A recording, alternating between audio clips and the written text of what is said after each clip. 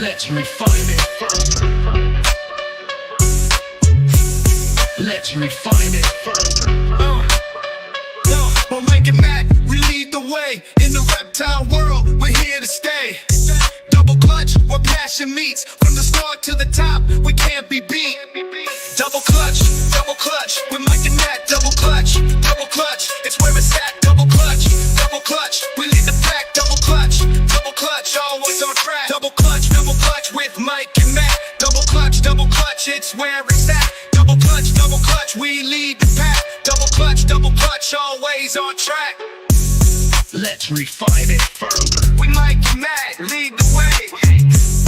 Let's refine it further. We're here to stay. Double clutch, we lead the pack. Double clutch, always on track. Double clutch, we lead the pack. Double clutch, always on track. Double clutch, we're making that. Double clutch, it's where it's at. Double clutch, we lead the pack. Double clutch, always on track. Let's refine it further. Let's refine it further. Always on track. We'll make it back. With the clutch, double clutch, we lead the pack. Double clutch, always on track. Double clutch, we lead the pack. Double clutch, always on track. Yo, what's good, homie? How you doing? What up, man? What's up? It's going good, man. Yes, Chillin', sir. chillin'. Yes, sir, man. It's good to be back, man. Welcome, everybody, to Double Clutch, man. Appreciate y'all coming out, hanging out with us tonight. It's good to be back, man. Missed the last episode because I was in Daytona. Appreciate y'all holding it down, man. That was a bomb episode, man. If you didn't see the last one, man, definitely check it out with 319 and the homie Matt, of course. How's it been going, man? I know you've been hatching some stuff and like tell us, catch us up, bro. Man, it's been crazy. This season has been crazy, man. We just the 20th clutch, just pulled the 20th clutch of the season today, which Nice. is a record for That's a record, right? Yeah, the record for us was after we hit 14. No, everything since then has been a record for us for this year because that's what we hit last year was 14. So we had 20 clutches with 1, 2, 3, 4, 5 more to go. 5, 6, sorry. 7. Jesus. 7 more to go. So yeah, we should have a lot.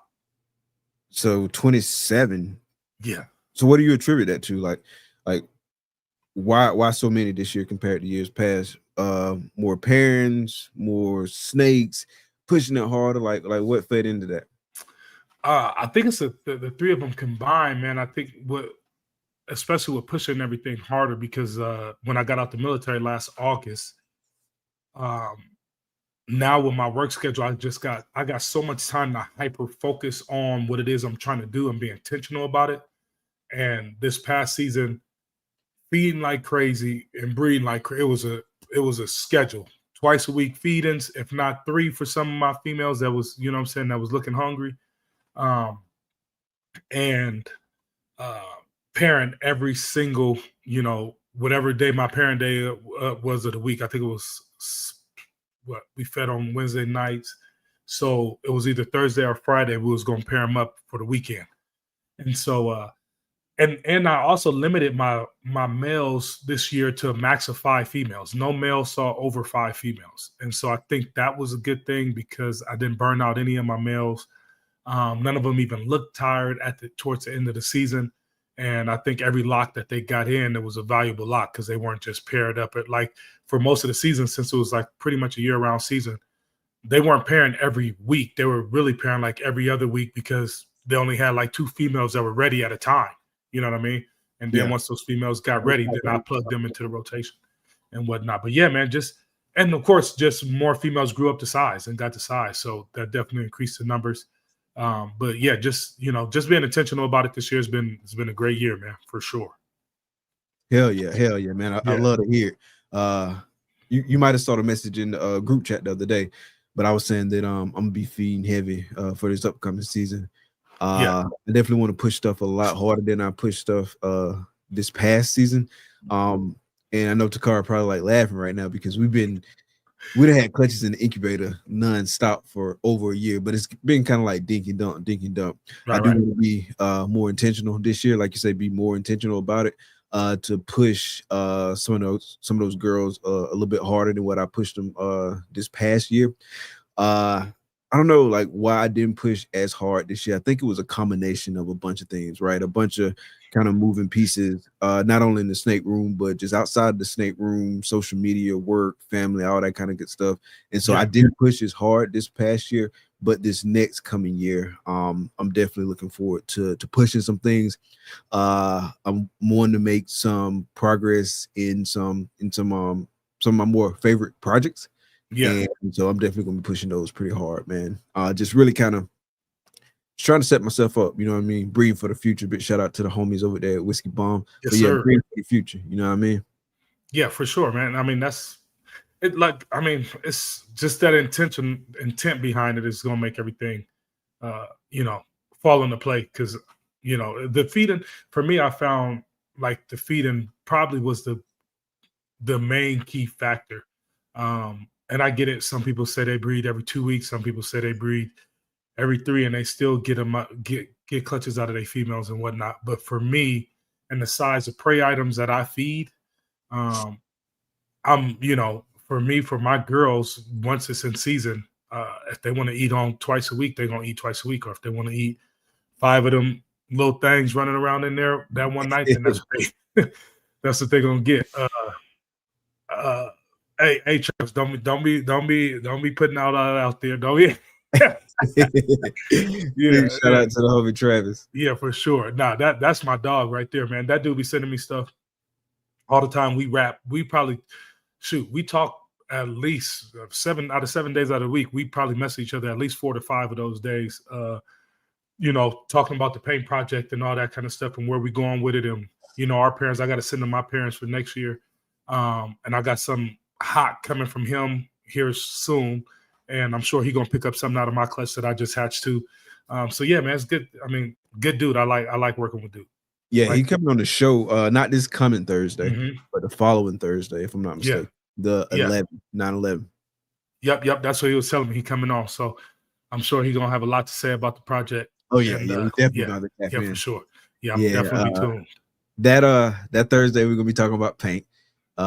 Thursday before that we're gonna be talking about puzzle, so it's gonna be dope. Yeah, two. Well, I wouldn't say they two up and coming projects. I just feel like right now those two are, well, especially puzzle. Paint is still in the shadows compared to puzzle, and I like it that way. But, pause. Touchdown Gators. Go ahead. I thought something happened. Oh man. Oh shoot, yeah, but nah, they you know, those are two projects that are you know, they're in the forefront right now as people trying to get into them or that are already in them that are producing some great stuff that, you know, invested into the projects over the last few years. I think Miguel just hit another hypo puzzle DG in his video he posted yesterday. Yeah, he just hit another one. So just straight hypo puzzle DG, or was I think it's this one has OD in it. Okay, nice. Yeah. Oh, I know OD and YB was in the pairing because he made some ivories in that pairing. Okay. So yeah, should be interesting. Some very, very cool projects. And but yeah, man. I mean, I told Travis, man, we you know, we're gonna take over the world with this paint stuff. Paint the world. I hear you. Paint the world, man. Paint the world. But yeah, you know. Yeah, man. So lots of clutches, 27 or more. So you're gonna have a lot of babies for sale. You're gonna be pricing. So that brings us to what we're talking about tonight, which is ball python pricing, man. This is actually a good conversation. I feel like we're gonna have to have like at least one more part to kind of like tie some things together, you know what I mean? But definitely want to get into it some this episode, and then maybe another episode down the road we kind of clean it up a little bit more and get into it in a little bit more detail from some different angles and stuff like that. But man, let's kick it off for tonight. So we was talking behind stage, and so we just, you know what I'm saying, like bounce some things off of each other in terms of like factors we think influence pricing. I don't want to steal your thunder, so I won't say what it is, but I'll let you go ahead and say it first. One of the things you wanted to talk about was, Oh yeah, no, I mean, as far as when it affecting pricing right now in today's market, man, I think that I was having a conversation with somebody the other day, and a lot of people got different views on it, but I think that auctions right now are having a bigger impact than what I think people realize. Maybe because they're so vested in a project and they're emotionally attached to a project and this, that, and third. So they want to ignore what the auctions are saying, or you know what I'm saying, ignore what the people are saying through the auctions. But I work every day in the housing market trying to sell houses. And one day, you know, that house 6 months ago might have went for 500,000, and this month it's going for 300,000 because that's what the people are willing to pay for that. You know what I'm saying? That's just what the market is telling you. And so I think that I'm not going to say 100% of auction determines the price, because there's a lot of stuff that's wholesaling on auctions. You know, a regular orange dream, a regular banana, a regular inchi. People just trying to get it out, and it probably cost them, even after the auction of winning it for $20. It probably cost that person, the box and the shipping alone cost more than the snake is even worth. So I get that part, but there are some big animal items up that are going up on auction. Like I sent y'all the message the other day. We was talking about the Super Mandarin hypo that was on auction the other day that ended up going, and I watched it all the way to the end. It ended up going for 4K. like 4, right? Yeah, it went for 4K on the dot, and that was the last, and then it went out. So I don't know. I feel like these auctions are definitely playing a role in what now, because now me seeing it, it's a project that I definitely like. I do like the Mandarin stuff, and I thought about getting in it because I think that putting that into paint, the hypo Mandarin into paint with paint hypo, I think that would be a crazy animal to make. But I know that there's some listed on Morph Market right now for just, you know, super NR Mandarin double heads for like clown hypo for like 12 grand, 12.5 grand. After seeing the Super Mandarin visual hypo go for 4,000 on the auction, that's a big discrepancy for me. You feel what I'm saying? So, I mean, I don't know what you think about, I mean, how you feel about auctions, you know, affecting the pricing on what people are, you know, willing to pay or choosing to list their animals at. But I don't know, man. I feel like the auctions are definitely having a play, at least for those, when we see stuff like that go on auction, we have to, I feel like, look at, okay, is the market telling us something? You know? Yeah. So with me in the auctions, it's hard to say, right? Like I feel like it's a bunch of different factors kind of out there as it relates to the auctions. Like A is just one animal in the project, right? Right. B is just up there for 72 hours max. And so it's limited to the people who see it within those 72 hours, and basically how deep those people pockets are, how much they willing to pay on it, right? So I don't know if just like one auction of one animal in one project is indicative of the value of that project, right? I don't know. So it's just hard for me to say like that one is gonna determine that project's value, right? Are people's prices in that project price too high? Maybe. I don't know who got the animals posted, and I don't know the exact prices, so I'm not like making a judgment on like what they got it posted at, but maybe it is a little bit too high, and maybe if they came down some, they would see it moving. So I believe it's like a little bit of a data point, but it's not like a huge data point in the sense that it's driving it like that much. You know what I mean? I do think auctions do have some impact on pricing, in the sense that a lot of people, I feel like a lot of people wait around for auctions, right? Mm-hmm. And so I feel like that impact is probably spread across multiple projects, multiple breeders, multiple buyers, like all that good kind of stuff. I do feel like people kind of like wait to see if something gonna go on sale, wait to see if stuff gonna go on auction, because people can right now, right? Right. Things not going like it was going when we were first getting into it, where basically once it got posted, if you ain't get it in the first 5, 10, 15 minutes, it's gone. Right. It's Right. not like that anymore for most animals in most projects. At least I haven't seen it being like that. Like I see a lot of really nice stuff at really reasonable prices that still sit for a long time. Like that stuff when it sat 3-4 years ago. You know what I mean? Yeah.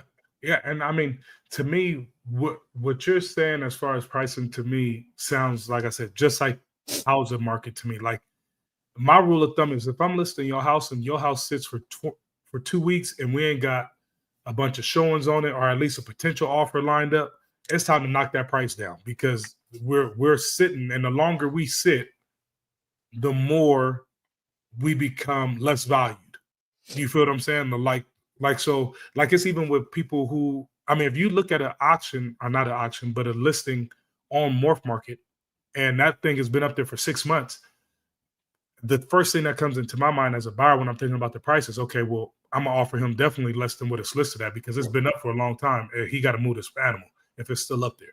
You know what I'm saying? So the waiting part, I think of it as kind of the market speaking to us on what the pricing needs to be. Because I mean, shoot, it's just like, people waiting on interest rates right now to drop next month. I had people in open houses. I was doing open house today, and they talking about, yeah, this looks good, man. I hope the interest rates drop next month.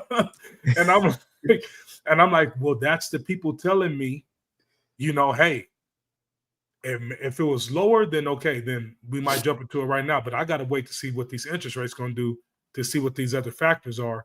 Otherwise, what I'm saying, it's going to sit. You know what I mean? So the fact that things are sitting on Morph Market, like I feel like when I list the animal, if I have an animal listed and it's sitting for, 30 days without a hit, like, and I ain't talking about people clicking on it and liking it, like I'm talking about somebody inquiring about it, then I might need to drop that price $25, $50, whatever, because it's obviously the market is not willing to pay that listing price for that animal. Some people can afford to just sit there and let them sit there. And granted, I can too. I could, especially if it's a nice female, then I'll hold on to it. But, it's I don't know. I feel like the market is speaking to you when that time is going by. Because like you said, stuff ain't flying off no more. Right. Yeah. Yeah. Can you bring that comment back up?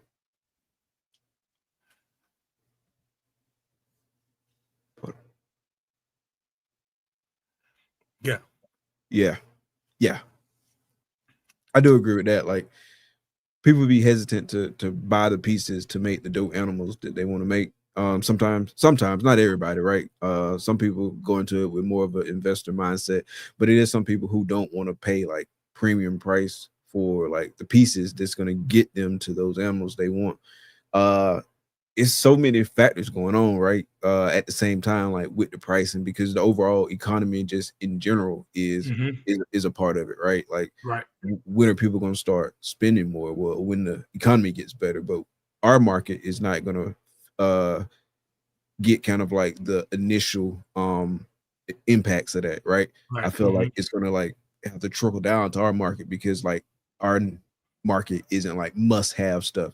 At least for the average person. For me, it's must have. For you, it's must have. Right. But for most people, it's not like must have type stuff, right? And so they kind of got to put their money to must have type stuff. I feel like we'll feel the impact of things getting better in the economy whenever things do. I feel like it's going to be a little bit more of a delayed impact, just because the nature of what we're selling. And the nature of what we're selling is really kind of a weird dynamic. A lot of times too, in that in most instances you can like factor in like your costs, right? As your costs start to go up, you have to price your stuff higher. With some of our stuff, depending on what it is, right? Depending on what you're selling, depending on demand, because obviously supply and demand come into play and things like that. But a lot of times you can't just like dump all of your costs into your sales price, because the demand out there for like a specific animal doesn't warrant the price going up that much, just because of the type of good it is. Does that make sense?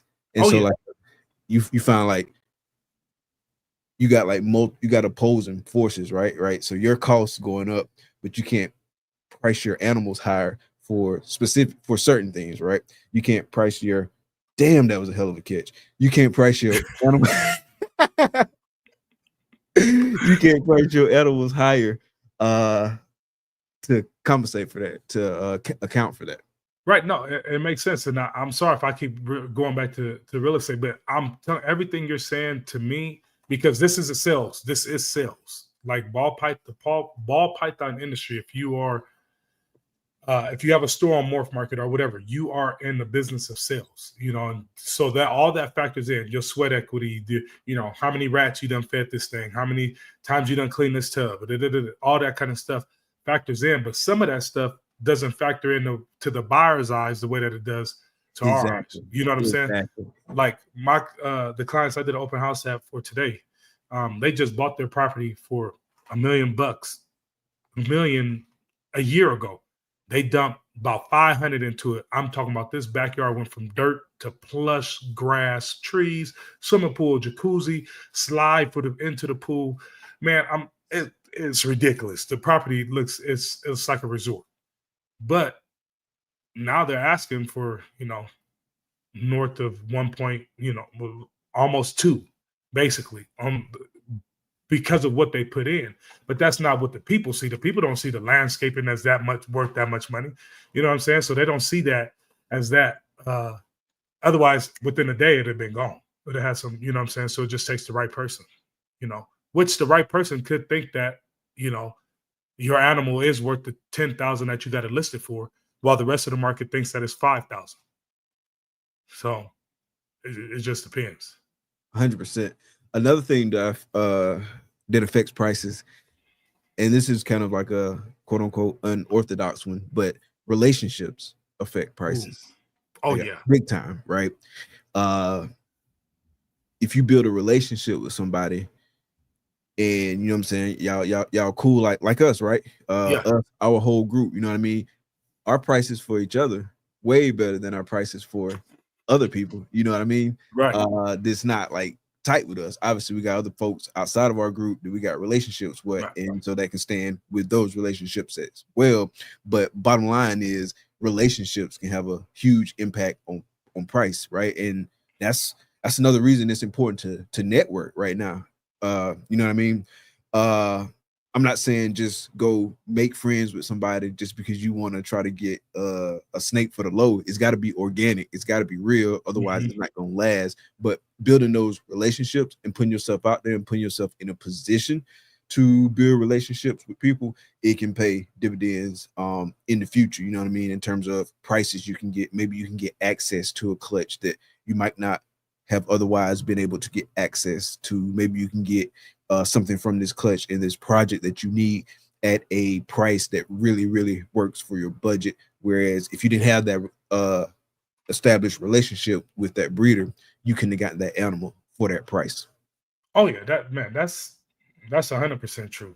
It's I mean, you get the homie discount. The homie discount didn't just get invented like last week. That's been around forever. And so relationships is big, it's the snake that I might let slide to you for 1,000 definitely ain't sliding to nobody else for less than 1,500. So it's a different, it's just different based off our relationship. Let me see, focus. What was it saying? A big price is how well the animal solves a problem for a buyer. Yeah, big time, right? Yes. If a buyer really needs this animal and it's like the perfect animal for their project, then and that's what it's worth it to that person. You know what I mean? Like, somebody could think, like I said, somebody could think that animal you got listed at 10,000 ain't worth but 5, and that's what the whole market is saying. But that one person is like, I could plug that in tomorrow, and that's gonna work for me. Let me go ahead and grab. I don't care what the price is. Let me go ahead and grab it right now. I think it was Matt from K&B Reptiles that said, this is a paraphrase, obviously, but he don't believe in like overpaying for an animal. You know what I mean? Like if an animal makes sense for you, is not overpaying if it's right. High price, right? Because it makes sense for your projects. It's going to push your projects to where you need to get them, and so you got to do what you got to do to pick up the animal, right? Right. Yeah, exactly. Yeah, because I mean, like Leviathan is saying on there, like but yeah, if I saw a DG paint clown, me and the wife gonna have to have a discussion on taking out a second mortgage. You know, and that's me, because I have a value in there, and I have females right now that would just oh my gosh, that'd be crazy. But but yeah, you know, somebody else is like, yeah, nah, that ain't working for me. Yeah, it's got to make sense. Yeah. One of the first times I ever encountered that was, or in this industry, right, was probably like 2021 ish or so. It was and look, in hindsight, I'm glad I didn't buy the animal in the first place, because I wouldn't, like, the way my tastes have matured for my projects and kind of like where my mindset is going with projects, it wouldn't have worked well long term. But at the time, it was a breeder DG clown male, right? It had a couple codons in it, whatnot, and so it did, like I said, it was like 2021, and so it was like a whole grip, you know what I mean? Oh, yeah. And so I reached out to the breeder, so I asked him about it, and he was like, yeah, just kind of like giving me like basic information about the animal. But he asked a question that really no breeder before, like up until that point, had asked me, right? He was like, this is a significant investment, right? And it was significant. He was like, do you have the females for this male, right?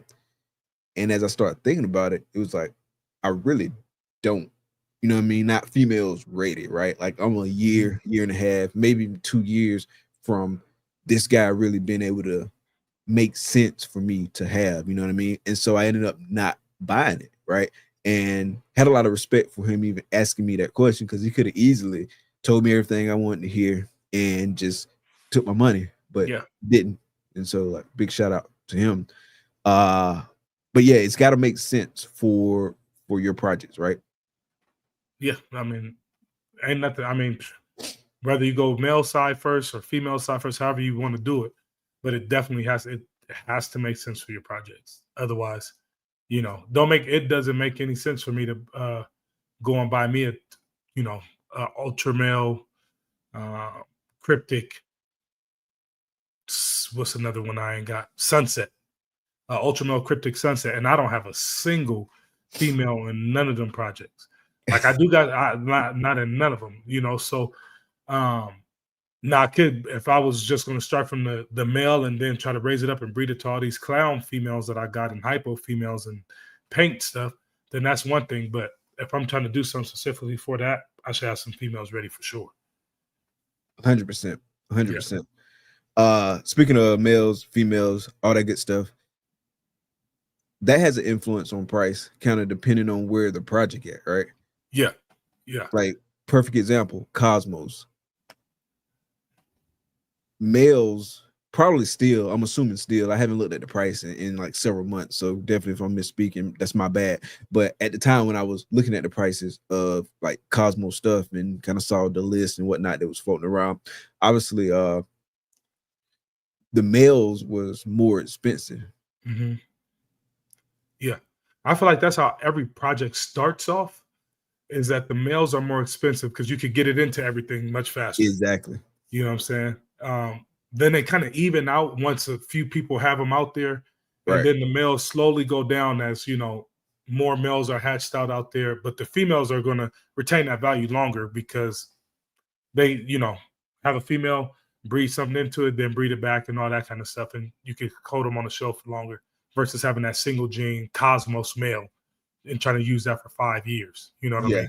That ain't gonna work. Yeah. No. So yeah, the sex of it definitely plays a big part. But I think, and even that still goes back to your personal collection and what the sex is that you need for your collection 100%. for that project. You know what I'm saying? So the human factor is definitely always going to be the thing that we have to come back to with it. 100%. And then another thing too is just quality, right? You can produce like a just so janky looking whatever more. It's not gonna demand the same price as something that's excellent example of it. Right. Yeah. And I think that's what a lot of people, like, I always see some people be like, well, this one this listing is 400, but the other one is 200, but they're the same jeans. And you can look at them and see that one, I mean, yes, the same, but that one clearly looks a lot better. It's a much better example, especially with things like calico and things like that, that have those variable expressions, hurricane, blitz, that stuff. Those very variable expression animals are genetics. The price is definitely, I feel like the better it looks, definitely the better you can price that animal for sure. Yeah, you definitely won't. Like hurricane is a perfect example because I've seen some hurricanes that's really just like a light shower. You got the bath water on. You ain't flooding nothing in here, man. Oh shoot. You but got one arm. Be next level. Right. Oh man, that's crazy. Like, category 5 type stuff. Right. Yeah. Yeah. No, Hey, that's for I'm sure. gonna take a real quick sponsor break, then we'll come back. Okay. Experience the epitome of elegance and excellence with Reagan Renee Rural Pythons. Working projects like DG Krypton and DG Clown, you can place your bets on quality and let Reagan Renee be your winning hand. Expect innovation and unmatched customer service with every interaction. Elevate your collection with the finest quality ball pythons. Visit them on Instagram and Morph Market. Discover the extraordinary at Reagan Renee Rural Pythons. Step into a world where dreams take shape with Ozzy, a true leader in the reptile industry. Known for unparalleled customer service and a dedication to excellence, Ozzy sets the standard.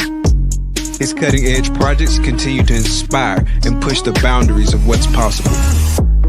Submerge yourself in a future full of possibilities. Join the journey, embrace the innovation, and above all, keep dreaming.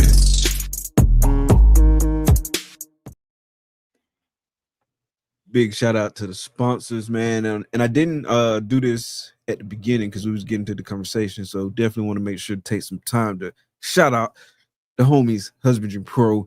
Definitely tap in with Husbandry.Pro. Use promo code DC Squad 60 to get 60 days free. They go for new users and inactive users. Yes, sir. Inactive users, somebody who been off the platform for 6 months or more. So definitely tap in with that promo code DC Squad 60 to get 60 days free of Husbandry.Pro. Big shout out to them and big shout out to the whole Patreon family. Big shout out to everybody who been supporting us, man. We really appreciate it. Big time family vibes. Really love it, man. So make sure tap in with us, man. Tap in. Big shout out to all the new members. Big shout out to everybody. Like I say, man, showing us some support, man, and holding us down. We really appreciate it. For sure. Cool, man. So what else you had on your list in terms of things that influence the price of ball pythons? Oh man, you covered a lot of it. I mean, the auctions really was the biggest thing for me. But timing for me is something that really affects the pricing on it. On your animals, and that could be timing. I know we've had a few conversations within our little group or whatever, but timing as far as you getting into the gene and reproducing that gene, right? It is. I got into Stranger for the first time back in 2022. Yeah, 2022. Yep. And when Stranger Clown was doggone breaking pockets, and so and to this day, I still ain't produced a Stranger. To this day, I have yet to. Now my male Stranger Clown has just now started locking up, a few months ago. So hopefully we'll get some late season clutches from him this year. Hopefully, I'm watching one female, so we might end up with 28 or 29 clutches if the two females that he went to late this year, once he started locking up, end up going. But yeah, I still haven't produced one, man. So even if I did right now, that $10,000 that I paid for 800 gram Stranger Clown female in 2022, if I was to produce a Stranger Clown female right now, get her up to 800 grams and try to list her, maybe 800. Maybe. 1,000, maybe, and that's a maybe. That's a single gene clown female now, and it's not a rare. Everybody's got stranger. I feel you could get at least a band for 800-gram stranger clown female. Maybe. No, I don't know. Maybe on an auction. Maybe if you listen, you might not get it. Maybe on an auction though, because sometimes man, them people they get that auction juice in them, and them prices go up. Sometimes it don't, but sometimes sometimes it do, sometimes it don't. Yeah, and that's that's not to veer off, but that's the crazy part even about auctions is that like you'll have an animal listed for 200 and that thing will go on the auction, and because it's a pretty animal, it'll go for 250, 300 because somebody done got emotionally involved and is like, I'm not losing this battle. yeah. I'm not losing this. And so, that's how it is though sometimes. So sometimes the auctions can affect your pricing in a good way. But yeah, no, man, it's the timing is very, I mean, like people say it all the time in this industry, either you can buy the good stuff as soon as it comes out, either you got money on your side or you got time on your side, one of the two. Eventually you kind of need both and to mesh together. But that time, what I'm saying, if you're not buying into that stranger stuff, if you didn't buy into 2020 and stuff, 21, make your money back immediately if you bought something that heavy. If you got something that you bought back then and it still ain't produced for you, you're not making that off of one clutch, maybe 3, 4, 5. You'll get your money back, but time it definitely plays a part. Oh, 100%. Like I feel like in terms of timing, like I feel like you need to either get in early or get in late. Because if you get in early and you start producing stuff before most people are producing stuff, then you got a higher likelihood of getting like the ROI at those high dollar prices where you can sell your stuff. You know what I'm saying? You first to market, blase, all that good stuff. And so, you know what I'm saying? You can play around with the price a little bit more in terms of keeping it on the higher side. I feel like once people start getting it in their hands and you buying at the same time that a bunch of people getting it in their hands. Yeah. And you still paying those inflated prices, right? Because I feel like it's kind of just like this point where it was in a small amount of people's hands, prices was high. Now it's in more people's hands, they producing, but they still able to sell at a high price. And then a bunch more people kind of come to the table, and then a bunch of those people start producing. When all y'all producing, give it up, bro. Give it up, bro. Like give it up, bro. Because everybody, like all those people who came at the same time as you, y'all all gonna have animals on the market at the same time. Same genes, same everything. Gene, all that, bro. All that. And so like that's really the worst time to jump on is when everybody getting in at a high price. That's really the worst time to jump on. And then after that is when the price go down some, right? Then that's where you can get in and you get some really nice stuff, right? Because all the people, they really been making some really nice stuff, and that's when you come in and you get some. Yeah, because they got too much and they trying to compete with everybody else to sell. You know what I'm saying? And so then that's when you get it for real nice. But yeah, you're right though. Either you got to come in real early when people will question your mental state of being because you done spent all that money on one snake. But if it works out for you, it works out for you. Otherwise you just wait, man. You just wait, and then wait to, make sure it works with whatever you got and already got in your collection. But yeah, time is important, man. You can't pass that up. Let's see, what else will be a factor? Brand, right? Oh, your brand. Yeah. Like I feel like if you invest in your brand and you position yourself in a way to be perceived as more professional, you know what I'm saying? Having more quality stuff, obviously because of the stuff you're working with, things of that nature, then you putting yourself in a better position to be able to ask for a higher price. Yeah. Oh yeah, for sure. And it's levels to it, obviously, right?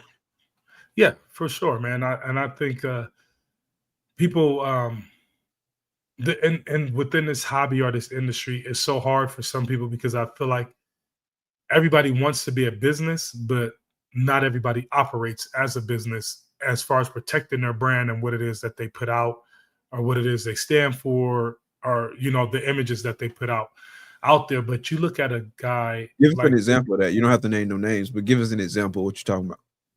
oh no, I just mean just like the way you present yourself. Like if you present yourself as, for one, this industry is too small. I feel like everybody knows everybody. There's too many circles that are intertwined. Like I like to think of it like the Olympics sign. You know how they got all them different color rings that connect, but they all connected. That's how I think about this industry. And it's like when you put something bad out, whether it could be as simple as talking bad about somebody, and then word spreads around so fast, and it just damages your brand because it's not professional. You know what I'm saying? To most, to some it might not, but to those who are at a professional level and take this as a professional thing, or what I'm saying, and do it the best of their abilities, understand that their brand goes before them. Like you don't know Matt, Ebony and Ivory Reptiles. You know what I'm saying? Like, well, you know me, but most people, they don't know me. They know Ebony and Ivory Reptiles. That's all they see. You know what I'm saying? They see a logo on the screen, and that's it, and whatever comes with that logo. And so I think that people have to understand that, like, and it definitely has a deal to do with pricing as well. Because I was telling, so I just sold a and I could talk about it because it was my snake, but I sold a what was she? Entry Fire Desert Ghost double head hypo clown. And when she was hatched earlier this year, I had some listed. KINOVA has some listed, and I'm just saying KINOVA because he is, to me, that's the, he does, his brand is his brand, right? And so, but they had some listed for a little bit higher than mine was. And I just kept seeing him upload new pictures of new ones. And I'm like, hold on. I'm like, hold on, where the old ones go? Like why yours moving, bro, and mine's ain't moving? And you know what I'm saying? It wasn't like, you know what I'm saying? But it's the brand, bro. It's the brand. And sometimes you can't like when you build a brand and you build a brand that people could stand on and people believe in it, bro, they'll pay whatever they gotta pay because it's a brand that they're buying. You know what I'm saying? People don't buy Nike when they know that Nike and Converse and Payless shoes is all made in the same factories in China. They buy Nike because it got a swoosh on it, and Phil Knight stand behind this product, and Jordan and everybody else. So the brand is important, man. I think a lot of people sleep on that, not realizing that could play a big factor in what you're allowed to price stuff at. He can price. There's more than just him too. I mean, you got Bob Vu, you got Levant, you got Ozzy. You know what I'm saying? Those guys could price stuff where they want to price it at because their business, for one, has been here for a minute, way longer than mine has, and their brand has been built and it has a name behind that brand. 100%. Yeah. So Steven said, brand is essentially a business reputation. True. If you have no brand, no one knows your reputation. If you have a reputation for causing problems and drama, your brand gets that reputation too. Yeah, 1,000%. And going back to what you were saying, man, it's so important because you are a representation of your brand, right? Yeah. I can post like some crazy stuff on Facebook right now, just some old crazy shit under my personal account that really don't say Herp Collectors in every place, right? It's my personal account, but a whole bunch of people from this industry know who I am, you know what I mean? And they know my name associated with the brand. And so I can say some crazy, like out of pocket stuff on my personal social media, and then that's attached to my brand. And then that starts to become like who the brand is. I'm not saying that everything's going to be perfect. Nothing's going to be perfect. But you know what I'm saying? Every time, like every interaction with the public, this public facing, every interaction with people in general, you know what I'm saying, where they can associate you with your brand, you basically just building a reputation, like you making deposits in your brand account, right? And so the good things that represent your brand well, you making a deposit in your brand account. If you're doing like some crazy shit, then you making a withdrawal, right? And to be honest, bro, like you can make withdrawals, like the withdrawals tend to be like bigger increments than the deposits. You know what I mean? If that makes sense. Yeah, no, that makes complete sense, man. My pops always told us growing up that it takes so long to build a reputation, right? You got to do good act after good act after good act after good act for people to know and recognize, oh, that's who that person is. But you mess up one time and that's your reputation. That wipes away. That's just the way people are. You know what I'm saying? And so one mistake can mess up everything about your reputation and who you are. And like Steven said, I'd rather be known, you know what I'm saying, for having a reputation of producing nice stuff than being known with the reputation of causing raft within this industry. Because I don't want to do that. I want to be the guy. I believe in following people who have like with this one rapper. He's a Christian rapper. I love his name, The Truth. But he said one of his lines, he was like, a wise man learns from another man's errors. You know what I'm saying? And that determines the plight that he'll choose, you know what I'm saying? Versus that whole saying of everybody saying, well, you got to experience it for yourself. You got to go through, you know what I'm saying? But a wise man will learn from somebody else's stupidity. You know what I mean? So I try to take that and watch the people who are at the top and who have built the brand. And, you know what I'm saying? I know they share their mishaps and stuff like that, but then you avoid that stuff and go with the things that they did correctly. You know what I'm saying? And built that brand that way. But yeah, definitely. I want to be known for the Big snake, shout so out to that homie way. Keith. Oh man, appreciate you, bro. Appreciate it. Big shout out, homie. Appreciate it. He says reputation is extremely important. Integrity is numero uno. 100%. 100%. That's a fact, bro. That's a fact. And like I said, that's the reason why I can list the exact same snake as KINOVA. And I can market mine for a couple $100 less because I already know. Like I'm like, my brand ain't right there where his is. So let me go ahead and try to weasel on up under him. But I'm telling you, bro, I just week after week I was checking and I'm like, this ain't the same one he had up last week. Hey, but mine's still sitting here. That actually makes me think of a question, right? So in terms of where you price your animals relative to similar animals on the market, like where are you trying to be on that spectrum? Are you trying to be towards the lower end? You trying to be towards the higher end? You're trying to be somewhere in the middle? Like what's your general strategy? I try to be somewhere in the middle. I try to be something like I'm not pricing my animals the same as those top tier guys. Do I believe that my animals are like now? If this is a pretty animal, like something that ain't nobody else got up there, like that bongo combo female that I just made, like that to me, I will put at, okay, I don't care what y'all talking about. This is what I'm listening to that. If you want it, come get it. But then there's other stuff that like, if it looks way better than everybody else's, then cool. But if it looks similar to everybody else's, then I'm gonna price mine right in the middle only because my brand is not there yet. You know what I'm saying? Once my brand is there, I believe that you can raise the price with your brand. I just do. I once saw a study on I think it was Facebook where they moved a bunch of Payless shoes into like a Louis Vuitton store or something like that, right? I don't know what store it was, but it was like Louis Vuitton or Gucci, somewhere like that. But it was all Payless stuff. They brought in Payless bags, Payless shirts, Payless shoes. These people came in there paying Louis Vuitton or Gucci prices, whatever it was, whatever designer store it was. For the Payless stuff. For the Payless stuff, exactly. Because of the brand. Because of the brand.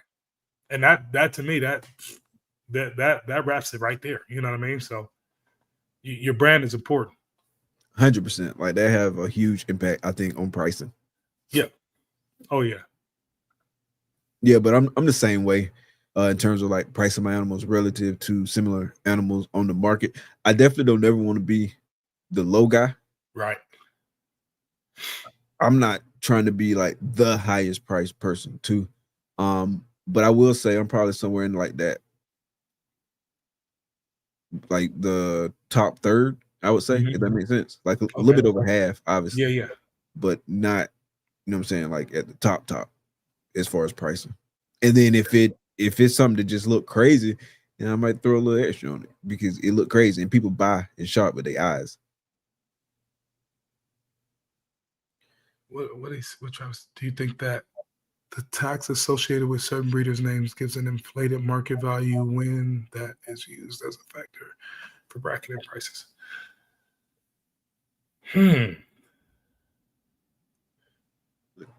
Like inflated market value for the overall project. Is that what he's saying? I think that's what he's saying. Like, you know what I'm saying? Like my DG double head hypo clown versus KINOVA's DG hypo clown or Ozzy's DG hypo clown.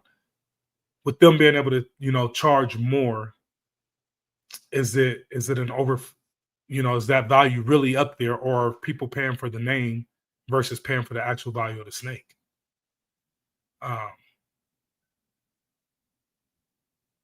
Yeah.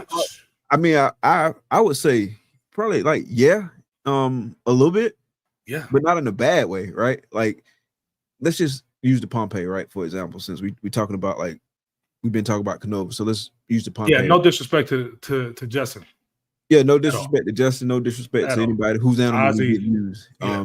It's just an easy one to talk about, right? Because he branded it, right? Pompeii. Right. So it's an easy one to talk about, right? So if Justin like putting a high price on the Pompeii and I got Pompeii family animals, well, that can influence how much I can charge for mine because there's additional hype for animals within that project. So in that instance, it can positively influence the amount of money that I'm able to charge for it. You know what I mean? And that's like holding all other things constant, right? Because that's not factoring in a whole bunch of people also breeding Pompeii project animals, which makes it a whole bunch of them, right? But sometimes, yeah, I do think that the hype behind a project can influence the price and cause it to go up some. Yeah, I know for sure. And it's like that happens in a dog game all the time. Yeah. Like every game, really. You know what I'm saying? Who you get your lineage from, you know what I'm saying? Like I had a Rottweiler from Justin's uncle. From our homie Justin. Right. And that dog was, boy, that dog, his parents came from Romania and he had papers on that. And granted, I had seen different dogs or different Rottweilers and they weren't priced where his was priced at. They was priced a little bit lower and I could have bought one locally for it, but the bloodline that he had, I wanted. And the pedigree of looking at the male that dog came from, I wanted. And he was able to charge that price because he had go on his Facebook, he had the reviews go. I mean, he had everything already. So it's like, yes, does it inflate it? Yes and no. I think it's just the you get to do that. Like I said, Nike gets to do it all the time. Every single day, Nike does it. Every single day. Nike does it. Polo does it. Freaking whoever else, other name brand that you want to name, they do it because they have built the brand. And so, yeah, do they overinflate the prices or overstretch the value? Maybe some, yeah, for sure. But we all believe in buying quality at the end of the day. And if you stand behind that product, then you know, then it is what it is. But yeah, man, I don't know. I think it's in every industry though. In every industry, but our industry, do we really take bloodline into account and stuff when it comes to animals? Gotcha. Anything else that you think of around the top of your head? Anything else you had on your list as far as things that affect pricing? Yeah, nah. At the end of the day, man, the biggest effect on the pricing is the buyer. You know what I'm saying? Everything is negotiable in this industry. And shoot, I done seen people, you know, ask for $50,000 credits on houses. So if they can ask for that, I could definitely ask for $100 off on the steak that you got listed. So you know what I'm saying? So the biggest determining factor is that person buying, because they're going to determine the value, whether it's in their collection, if it values their collection better, or whatever it is. That's going to be that determining factor, honestly, at the end of it, you know. I feel like it's so many things that can affect price, right? And some of it is even circumstantial. It's just so many different moving pieces. Like I feel like we really just kind of hit the tip of the iceberg. I mean, yeah, supply and demand, like for a specific project, it's just so many things, you know what I'm saying, that you can kind of like factor in. Like I feel like we need to do like 1 or 2 episodes and just really do a deep dive on like something specific, and maybe even bring on somebody to talk about like a specific thing. I think that'd be real fun. Like one of the people that I think about is Stevie, you know what I'm saying? Because he is real big in terms of like the marketing, the branding, and identifying like your target market, your target customer, and kind of like all those fundamental things that factor into sales, advertising, marketing, things of that nature. So we definitely need to pick a couple and just really deep dive on them. Yeah, for sure. I think let's do that and get some more people on here, and I mean some people that can talk about the pricing even more in depth than we can, as far as how they price it. I like to see how, and I mean I just saw Will just popped in. What's up, Will? See how guys like Will go through their pricing on pricing stuff, because I may be looking at Morph Marketing, looking at the bottom and the low. Will might just be with his, experience and his brand of RCR. He might just be like, dude, I'm RCR. I price what I want. You know what I'm saying? I price it whatever I feel like I want to price it at. You know what I mean? So, we all got different. Yes. Yeah. Right. Speaking of guesting, he's gonna be a guest this Thursday. Oh yeah. Okay. Yeah, I'll make sure y'all check it out, man. It's gonna be a lot of fun, man. We're gonna deep dive into puzzle, man. It's gonna be a lot of fun. We got the homie Brian from Heathen Hatchery. He's gonna be co-hosting it. And then we got Kevin from KF. We got Barry Swope from Elusive Propagations, and then of course we got Will from RCR. It's gonna be dope, man. A lot of fun. Oh yeah. That's gonna be crazy for sure. Definitely. But yeah, man, that's pretty much all I got, man, as far as when it comes to affecting these prices that I could think of right now. But we definitely got to dive deeper into this, and you know what I'm saying, and get some more input from some people and see what they value as far as how they price their stuff. Yeah, and another thing I would like to get to is get someone's take, particularly like maybe have someone like at different points, right? Like somebody who kind of just getting in, somebody who been in for a little bit, like a long hour experience level, and then somebody who been in for like a long time. And I kind of want to hear it like from a buyer and a seller perspective in terms of like when they're looking at things and influence on the pricing, what seems fair to them, kind of how they evaluate. I think that'd be good to kind of like hear those kind of different perspectives on that topic. Yeah, for sure. Yeah, let's definitely do that for sure. Yeah. Yes, sir. Hey, we're gonna wrap it up tonight, man. It's been a blast, man. Yeah, happy to be back, man. Looking forward. Like I said, man, this coming Thursday, Clutch Conversations, 8 p.m. Man, we're gonna have a star-studded lineup, so make sure y'all check that out, man. Appreciate everybody sliding through tonight. Make sure after this you go tap in with the homies, Whiskey Bomb Network, Sophisticated Ignorance. You know how we get down, man. It's going to be a lot of fun. So definitely go tap into that, man. Big shout out to the homies over there. Anything you want to say before we get out, man? Oh man, it's been a great one. Remember the brand, as people have said all in the comments, your brand is important, man. Protect your brand at all costs, even if that means being silent. Protect your brand, you know what I'm saying? Yeah, man, it's been a great one. Good to have you back on here. You know what I'm saying? Yeah, and that's pretty much it, man. The Gators winning, or are they losing right now? Oh man, we winning, man. We got to look up. Yeah. Y'all playing some Division 8 school right now. We got to look up. You know what I mean? Yeah. It's football though. I'm happy to be back. We do got the hardest strength of schedule in America, and it only seems to be getting harder. You know what I mean? Oh man. Oh my goodness. So it's nice to have a little cupcake tonight. You know what I'm saying? Work off some cobwebs, get some rust off and all that good stuff, and really get into the meat of the season. Oh yeah, it's gonna be a crazy college season. I'm excited. Ohio State won that one today, but they beat Texas too, and I was hoping Texas was undefeated when they came to the Swamp, but hey, we can't get everything we want. No, it's. I mean, they're gonna be all right though. I think once they get rolling, I think they're gonna be good. They're gonna be good. To me, they're a more talented team. You could tell that they was a little inexperienced, especially at the quarterback play. But it should be a. Oh, is Keys from Ohio? Yeah. He is? Okay.